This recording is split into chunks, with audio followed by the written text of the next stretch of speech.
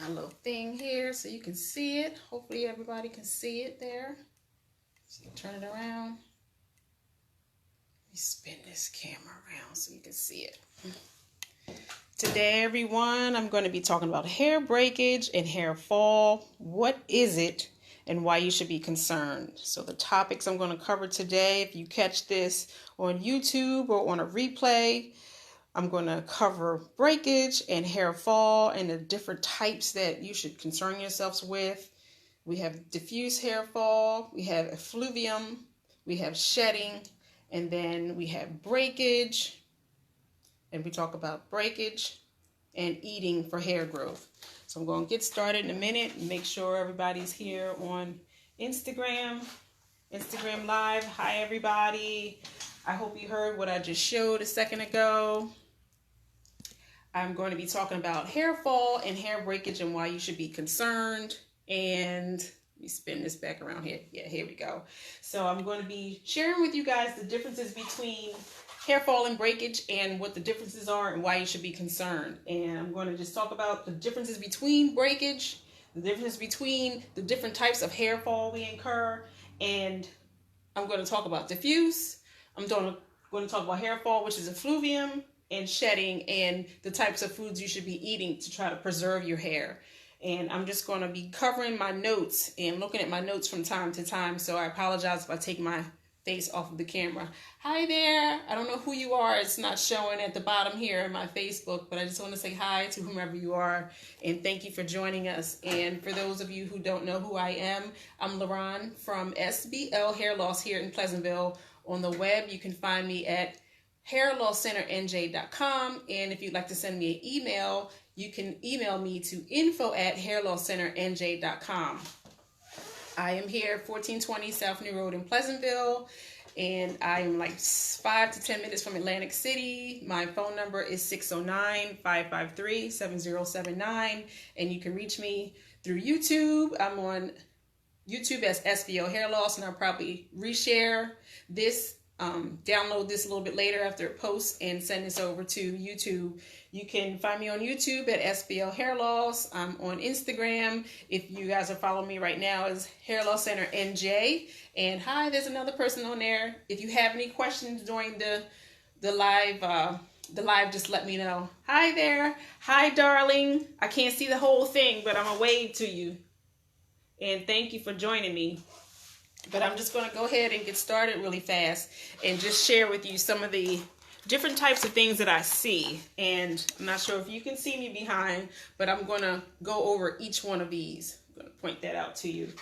So I'm just going to start off with here in the salon. I have a salon on this side. If you can see, this is where my salon is. And then on this side, that's where I keep my trichology clinic information. So I'm not looking like a hairstylist today. I'm not wearing my black.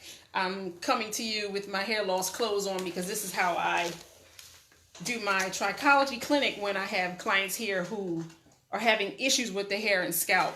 But I just wanted to just let you know, if you don't already, that I'm a certified trichologist here in Pleasantville, and I've been a cosmetologist for over 30 years, and I'm also a cosmetology educator. So I like to give back, and not that this information is free, because I know a lot of hairstylists say, why are you giving out free information? This is more like a community service and my labor of love, because I have so many people that are always asking me questions about hair breakage, and I would think that in 2019 that people would know these differences already, but a lot of times people don't. And if you have any clients who are concerned about any of these issues, maybe some of this will help you out. If you are a lay person, you're not a hairstylist, I really hope some of this will help you out. And if you have any questions, please just pop them in here and I'll get back to you, or I'll answer them if I can see while I'm taping. But like I said, I left my email information at the beginning of the live, and you can just always just hit me later wherever this happens to catch you on the repost. But first thing I'm going to talk about is hair breakage. Hair breakage is usually those short fractured hair pieces that when you kind of bend your hair back when you bend your hair back, you can see little tiny short fractured hair pieces around your hairline. And also, if you happen to move your hair over to the side and your hair is long, you can see those little teeny tiny pieces at the base and at the root. And you can always tell that your hair is breaking. Also, another way you can tell if your hair is breaking is if you see little small short fractured pieces all over the floor, all over your sink, all over your clothes. They're like little tiny broken pieces. If your hair length is long or if it's a couple inches long and you see short pieces, then you know that's indeed breakage. And I just want to point out a little bit about what breakage is. Hey, Kyrie, what's going on? I'm still waiting to meet your mom one day. I hope you bring her in so we can tighten her up. But thank you for joining me. And like I said, I'm going to be talking about hair breakage and hair fallout and the major differences between them.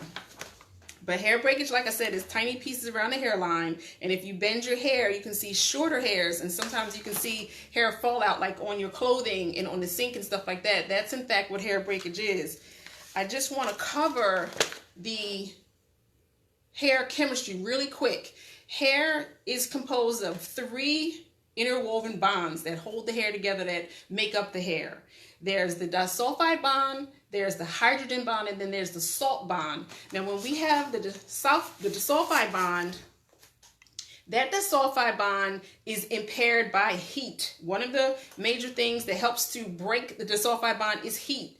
So a lot of times as hairstylists, we'll always tell you guys as clients, don't curl your hair every day. If you could just wrap a headdress on it or a scarf, don't curl your hair every single day because the disulfide bond can actually be broken by excessive heat. So if you're going in your bathroom or wherever you curl your hair every day with the flat iron or every day with curling irons or you're round brushing and blowing every single day, it can contribute to hair breakage. And my clients with very fine straight hair, or should I say Caucasian type hair, my Caucasian clients have hair breakage as well because a lot of them heat style.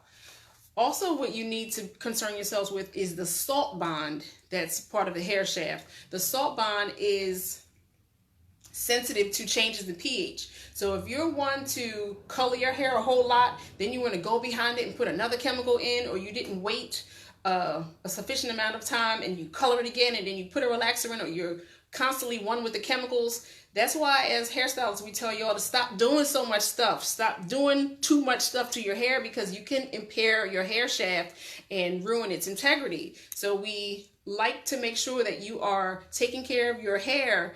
So the first thing that I mentioned, the disulfide bond, you have to watch out for excessive heat because you can break your hair, causing hair breakage. With the salt bond, if you're using too many chemicals, your hair is very, very sensitive. Your hair is non-essential tissue. It's not actually living once it extends from your scalp. Once the hair keratinizes beneath the scalp skin and the hair forms, once it extends from your head of hair, it is actually not a living tissue. It's non-essential tissue. So you have to take care of it. You have to keep your hair moisturized, and you can't put too much heat in it, and you can't use a whole lot of excessive chemicals. So that's another reason why your hair can break, because you can break the salt bond. And once one of the major bonds in the hair is broken, your hair is impaired and it's weaker. So that's why we always tell you, if you still relax your hair, because a lot of people are natural, if you relax your hair and you like your hair colored, we have to wait in between those major services to make sure that your hair has time to recover. The pH recovers. We can condition it. We can enhance the hair shaft with keratin and make sure we infuse moisture in your hair. The third bond of the hair, which is the weakest, is the hydrogen bond. So what the hydrogen bond does to the hair is, as soon as the hair is wet, it changes shape. Now we reharden that hair when the hair gets dried with air, with a blow dryer or with a set. Or if we like put you under the dryer and we give you a roller set, the hair is set in a new formation. So the hydrogen bond is not as sensitive as the disulfide and the salt bond because it's broken with water. So your hair is very, very, very sensitive to changes when it's wet. That's why we always ask you to comb from the ends. Hold your hair at the scalp, comb your hair from the ends, because your hair is very sensitive. You can't be doing a whole lot of pulling and tugging when your hair is wet, but actually, for my natural clients, I always try to let everyone know to dampen your hair and try to hydrate it and wet it first before you comb it, because your hair is very sensitive when it's being combed and tugged at and it doesn't have a little bit of moisture in it, because it allows the hair to stretch. So that is what I'm covering for breakage. So when you see little short, small fractured pieces, that's in fact hair breakage. So now I'm going to move over to the 3 major types of hair fall and hair loss that my clients are also concerned with. And my clients that come in for trichology visits, I want to cover these as well. I get a lot of people who say, you know, I'm of a certain age and now I'm starting to see that my hair is growing thin. It doesn't always mean that because you're a certain age that your hair grows thin, because I have plenty of clients with thick, lush, full heads of hair who are in their 70s and late 60s and 50s, and they still have great heads of hair. What happens is diffuse hair loss can occur with anyone at any time, because that's more of a systemic issue. And when I say a systemic issue means that one of your systems is having a challenge, whether that is your nervous system and you're having a lot of stressors in your life that can impact your hair, the endocrine system, and that comprises your hormones. So if you are a diabetic or you're having some challenge with your hormones, your estrogen level hormones, your testosterone level hormones, your adrenal level hormones, if you're having a challenge with diabetes and your pancreas and insulin are having a challenge, that can cause diffuse hair loss because that's a systemic issue. If you're having problems with your liver, that's the hepatic system, HEPATIC, hepatic system. So if your liver and your gallbladder and your spleen are not supported and they're not working properly, then that can cause a systemic issue. So there are a number of different systems in the body as well as the circulatory system. So when clients have high blood pressure issues, that can affect the integrity of your hair. So I'll preface this by saying diffuse hair loss is a gradual thinning of the hair across the whole head of hair. So it in fact is not really hair fall, but it's just a gradual thinning of the hair. So I didn't want to not mention this because a lot of people are suffering with this as well. So your hair is not really falling out. You won't see hair on the sink. You won't see hair on the floor. But over time, you may look under nice bright light and you can see the entire circumference of your head and you can say, my hair doesn't feel as thick and lush as it used to, and I'm also feeling a loss of density. That is one of the forms of diffuse hair loss. I also want to mention that diffuse hair loss can actually occur while you're having breakage, while you're having an effluvium, and it can occur with other types of hair loss. I'm not going to go into those different types of hair loss, but if you're catching this on a replay, if you have a specific type of hair loss you'd like me to cover, I can cover that in another video because I'm going to be doing these tricho bits very often. But the diffuse hair loss can occur with other types of hair loss at the same time. Next, I want to cover what's called an effluvium. Okay, an effluvium is actually a fallout. A fallout can occur suddenly and it can occur at any given time. An effluvium is indeed fallout. I will kind of share with you the different types of effluvium. We have anagen effluvium and we have telogen effluvium. There are 3 phases in the hair growth cycle. There is the growth phase, which is the anagen phase. There is the telogen phase, which is the fallout phase. And then there's the catagen phase, which is the resting phase. Now, at any given time, your whole head of hair, 70% of the entire head of your hair will be in the anagen phase if you are indeed healthy at this particular time. 20% of any given time, your hair is in the fallout phase, which is the telogen phase. 10% of your hair is always in the catagen or the resting phase. Now, how you can be pushed into an anagen effluvium is, for one example, if you have something that has destroyed all of the cells in your body from reproducing and growing and reproducing hair. Like, for example, if someone is suffering cancer and they're indeed going through radiation and or chemo, that can take your hair out within weeks, sometimes a week, 10 days, 14 days. I've had many clients that say, cut my hair off today because the doctor told me my hair is going to fall out. So that is indeed an anagen effluvium when all of your hair falls out, or you're in the shower and you're pulling your hair and it's coming out in clumps, or you see it on your pillow. And I've had clients tell me that. So anagen effluvium is when your hair falls out in the growth phase. This can also occur if you've suddenly been poisoned. I've had many clients tell me that they've been exposed to a toxin or a carcinogen and their hair started coming out when I would go through their life over the past few weeks and I see that they were exposed to different items. A chemical like that can push some people into the fallout phase in the growth cycle. Next is the telogen effluvium phase. Now that is indeed hair fallout in the fallout stage. I can give you some examples here.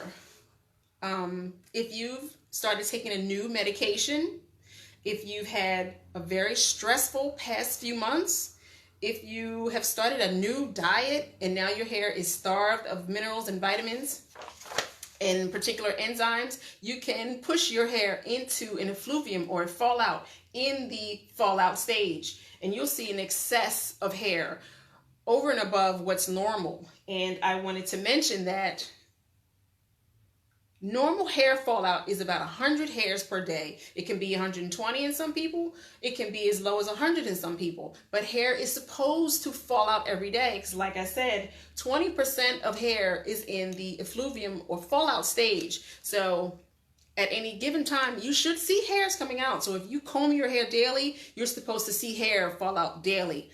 Hi, also 35, and hi, Miss Dimples. I'm not sure if you all are still on right now, but thank you for joining me. If you have any questions, just send them right on through, and I'll try to get back to you. If not, you can hit me on the inbox, and I can help you with that as well.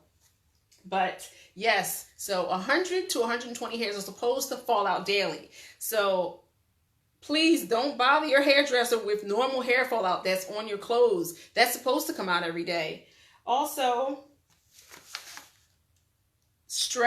the stress of daily life, the stress of work, the stress of a man, the stress of a woman, the stress of your kids, the stress of life can contribute to an effluvium. Now, I will say that there are sensory nerve fibers that comprise every single hair shaft on your head. There's a nerve fiber wrapped around each follicle of your hair. So anytime you're stressed, you can contribute to hair fallout. So I always try to tell my clients, if you can, try to rub yourself some lavender oil on your lymph nodes, up underneath your armpits right here where your lymph nodes meet into your breast tissue. You have lymph nodes right above the top of the V on your vaginal area and around your uterus. And you can put some lavender oil on the bottom of your feet. But you want to try to start calming yourself down, telling people no, getting some rest, letting just some of the stress just roll off you, because you don't have to respond to everything. So what happens is that's going to wind up hurting you, because the more stress you're exposed to and you are sensitive and prone to stress fallout, that can contribute to your telogen effluvium. So I just say all that to say, if you can, relax, deep breathe. Hi, Kendra. Thanks for coming on today. Try to do some deep breathing, meditate, do some yoga, but you can't eliminate all the stress out of your life, but you have to eliminate what you can. Eat it like a little at a time as far as the elephant is concerned. Chip away at that elephant a little at a time. If you have a lot of stress in your life, just try to chip away at not allowing that stress to work on you a little at a time. You can't give up everything, because this is life. This is what we have to deal with. But if you're prone to stress, that stress can take your hair out and send you into an effluvium, the telogen effluvium phase. So I wanted to review that with you again if you're just jumping on. Medications, stress, a brand new diet can send you into an instant fallout. Now what happens is you may see that fallout maybe 3 months after you just started all this. So if you have just started a new medication, you may not see that fallout for another couple months, but it may come because it's something new to the body. It's a toxin, it's an artificial agent, and it can contribute to hair fallout. So I also wanted to just go over with you shedding. Now my ladies that, yeah, you're right. Okay, Miss Penn, yeah. Hey, sis, how you doing? Thank you for jumping on today. I've been trying to catch up with you. I'm so glad you jumped on, but this is my Trico-Bit Wednesday. I just wanted to do my little give back right now. So Miss Ayana Penn said, life will happen. I agree. We have to be proactive with reversing damage. And if Anyone is in the New York area, please see my girl Ayana Penn. Yes, because she has a barbershop, hair salon, and she does personal training. Yes, you want to get that stress off, get that exercise going, because that'll definitely help you. What I wanted to add lastly is, please, please, please stop bugging your hairdressers with, oh my God, my hair's falling out. I just took braids out. I just took a weave out and I saw all this hair. My hair's breaking off. Your hair is not breaking off, lovelies. It is not breaking off. If you didn't catch me a few minutes ago with the shedding, and I said 100 to 120 hairs are supposed to fall out daily, you're not losing your hair. You are not losing your hair, okay? Unless you have a whole circular bald patch and you see skin, then your hair is indeed falling out, but your hair is not falling out, okay? Like I said, 100 to 120 hairs are supposed to fall out daily. So if you've had a weave or braids in your hair for 2 weeks, a month, 8 weeks, multiply all of those days times 100. You're supposed to see that hair. So when you're combing your hair, you're supposed to see all that because you haven't combed it in 8 weeks, 4 weeks, 6 weeks, 2 weeks. So I'm here to let you know you are not suffering breakage because you just took your braids or your weave install out. That's why we usually ask you, come to the salon, let us take out your weave install for you so we can get all that out for you, all that dead hair out. And please do not take braids out. Do not take your weave install out and not comb it and then you try to wash it. You're gonna face an instant lockup situation. So comb out all that dead hair, get those braids, get all that the dirt and the flakes and everything out, comb it out really good, then shampoo your hair, okay? But your hair is not falling out. So I hope all that helped someone today, and I just wanted to go over again what I covered. I covered hair breakage and hair fall, what is it and why you should be concerned. I went over hair breakage, the short fractured hair pieces, and it usually happens when you impair the salt bonds, you impair the disulfide bonds. I didn't mention, and I apologize, I didn't mention that if you heat your hair too much with too many curling irons, what you're doing is impairing the disulfide bond and you're pulling moisture out of the hair and you're burning and singeing that hair. The disulfide bond is very sensitive to heat, changes in heat. So if your hair lacks moisture and you don't add a lot of moisture to your hair before you heat style, you can contribute to the breakage you may suffer. So you have to remember, always moisturize your hair before you heat style, and always make sure when you're combing out your hair, try to dampen it a little bit so that, you're not just combing brittle, dry hair, okay? I also went over how all of these 3 hair bonds can be affected and why that contributes to breakage.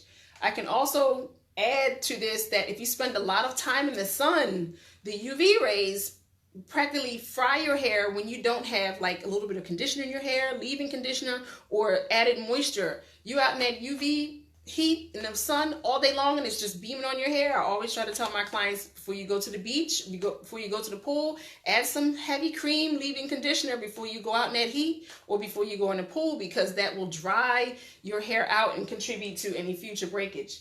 I also went over diffuse hair loss. I went over the fallout, which is called effluvium. That's the term for fallout. It's called an effluvium.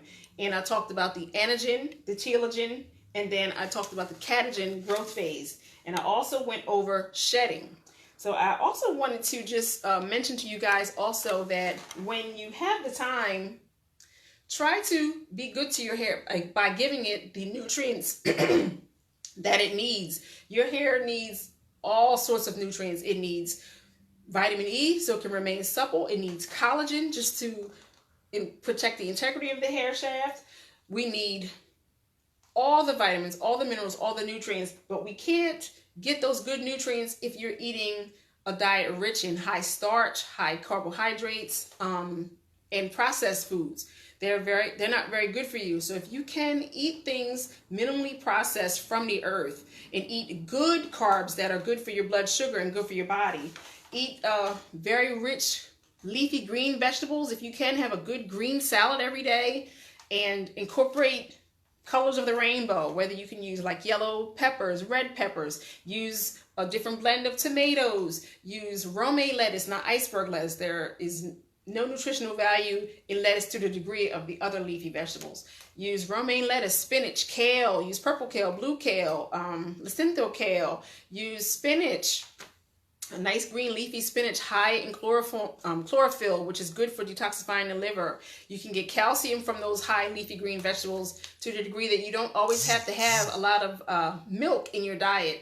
Milk is not very good for you, and we lack the enzymes in our body to digest milk, which is why everyone is usually having gas and flatulence with milk. But try to have a good blend of tomatoes. Try to have, you know, cucumbers, zucchini, broccoli. Put some cruciferous vegetables in there. That's very good for you, and they're good at fighting off cancer. And for someone like me who's estrogen dominant, cruciferous vegetables like cabbage, red cabbage, the little Brussels sprouts or regular green cabbage or broccoli is very good with helping pull estrogen from the body. And it's very good for someone who's having problems with estrogen. That helps to pull a lot of estrogen from your body, and it also helps fight cancer because they're cruciferous vegetables. And if you can, just try to, like I said, incorporate the rainbow in your food. Try to have a green smoothie and try to have some vegetable protein, like some pea protein. It's not always going to taste good, but it's good for you. And the foods that taste good are not that great for you. So eat to live, eat to heal yourself, and eat for your hair. Make sure you put some good beans in it for protein, because we need those amino acids. The body's going to break down all that food into amino acids that the body needs to produce all sorts of systemic challenges and changes in the body. We need those good amino acids. So we need things like red kidney beans, white northern beans, navy beans, garbanzo beans or chickpeas. All those sorts of things are very good for you if you like hummus, you know, and if you like avocado. Add them to your salad. You know, we're thinking about our lives and we're thinking about our hair. So you have to eat for your hair. You can't eat McDonald's and Burger King and fried chicken and all this food and think you're going to get the changes in your body that you want. That's not going to work. You need to kind of eat to live, eat for health, eat for your hair. And I hope this helped someone today. Hi, Niche. I miss you. If there's anyone that needs any assistance, if I can help you out with anything, if you have any personal questions, please hit me in my inbox and I'll get back to you. Or you can email me at info@hairlosscenternj.com. You can reach me on Facebook. You can message me. You can reach me through YouTube on my channel, SBL Hair Loss. If you're catching this replay on YouTube, please like, subscribe, or share this with someone who is having a challenge with hair fallout or breakage or is concerned about their hair. And I hope this helps someone. If you have any questions, please just get at me. Thank you, Miss Z. I appreciate everyone being here. Thanks, Ayana. I appreciate you telling me that this is very helpful. I love you all. I thank you for your support, and I'll get at you later. Peace.